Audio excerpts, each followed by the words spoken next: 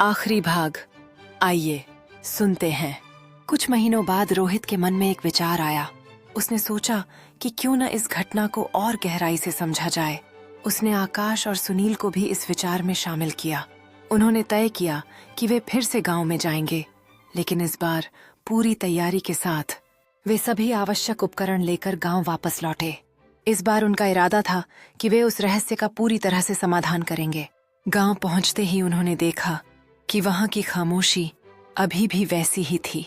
इस बार उन्होंने गांव के कुछ लोगों से बात की और जानने की कोशिश की कि आखिर इस कहानी के पीछे का सच क्या है। गांव के एक बुजुर्ग आदमी ने उन्हें एक पुरानी कहानी सुनाई। उसने बताया कि कई साल पहले वहां एक शिक्षक रहते थे जो अंधविश्वासी थे। उन्होंने अपने ज्ञान का दुरुपयोग किया और कुछ खतरनाक तंत्र क्रियाओं में लिप्त हो गए। एक दिन उनके एक प्रयोग के दौरान कुछ गलत हो गया और उनकी आत्मा उसी स्कूल में फंस गई। यह वही आत्मा थी जिसने उन तीनों दोस्तों को डराया था। इस रहस्य को जानने के बाद तीनों दोस्तों ने तय किया कि वे उस आत्मा को मुक्त करेंगे।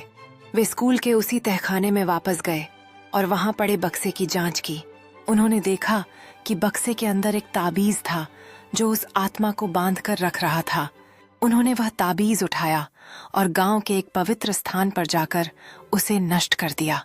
यह करते ही उन्हें लगा जैसे गांव के वातावरण में एक बदलाव आया है। हवा में हल्की सी शांति थी, जैसे कोई बोझ हट गया हो। इस तरह उन्होंने इस कहानी का अंत कर दिया और आत्मा को मुक्त कर दिया। गांव के लोग भी अब अधिक सुरक्षित महसूस करने लगे। तीनों दोस्तों ने महसूस किया कि उन्होंने न केवल एक रहस्य सुलझाया, बल्कि एक आत्मा को भी शांति दी। ऐसी और भी कहानियां सुनने के लिए चैनल को पक्के से सब्सक्राइब कर लें।